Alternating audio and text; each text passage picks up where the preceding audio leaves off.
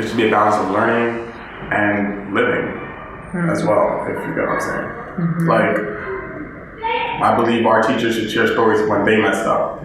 I believe like when we should have a circle classroom for a classroom. So even in math, I feel like it could help.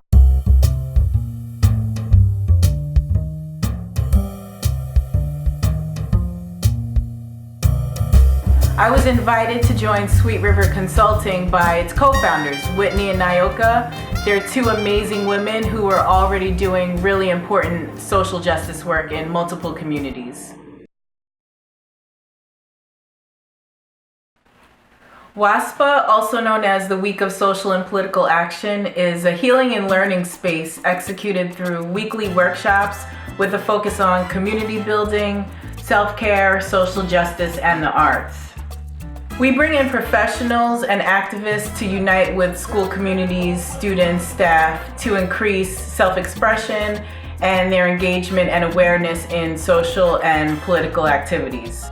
Activities like boxing, art and meditation, yoga, even workshops on power and privilege are encouraged for students and staff to participate in to increase this social awareness and engagement.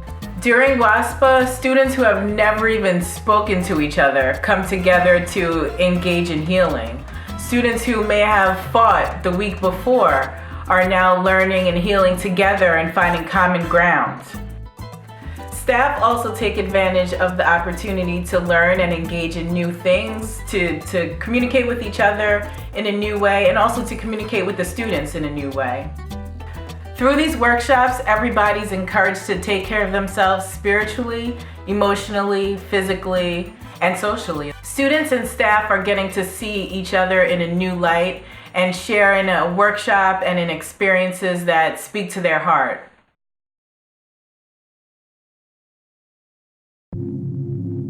The RJ Task Force held open RJ hours every Wednesday during students' lunch periods, just to open up an opportunity for students to engage with each other and to talk about topics that were on their minds and on their hearts.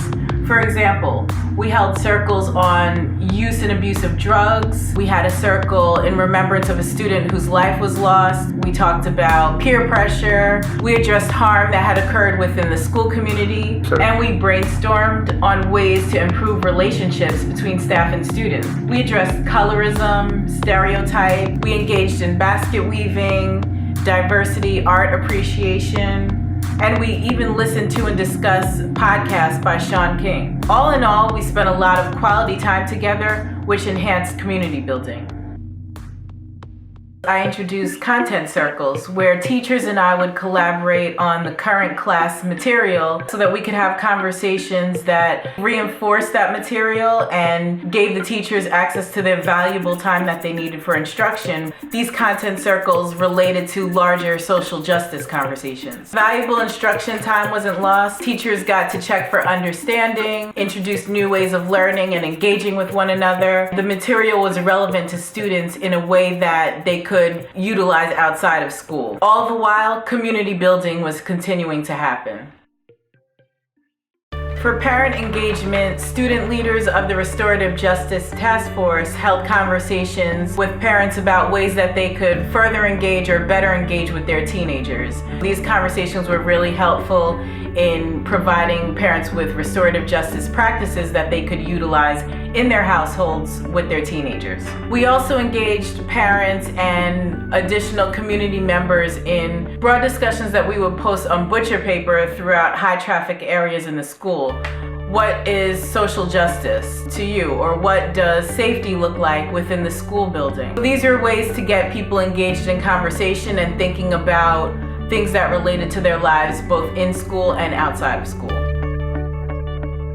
Student advocacy is much higher. Conversations around racial and social justice have increased, shared vocabulary and language. There's definitely been a change with the teaching staff to how they approach students and also how they approach each other. Students are communicating much better with their teachers and the other adults in the building. They're better able to communicate their feelings, their needs, their hopes, and overall it's really improved relationships.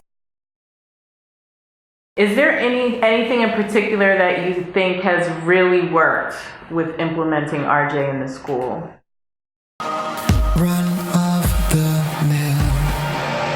I've been running for real. I won't out this deal. I won't out this skin. This color don't win. Hey. Is this the way to be? The world's in front of you. You've got so much ahead.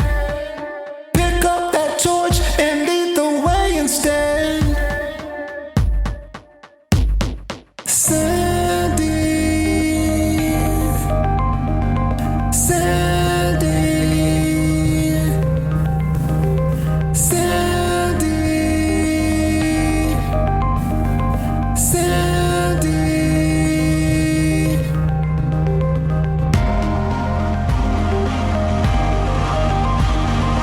I would say de-escalating conflicts, or even after the conflicts happen, like making sure two people are on, like, you know, a common ground, everything is cool.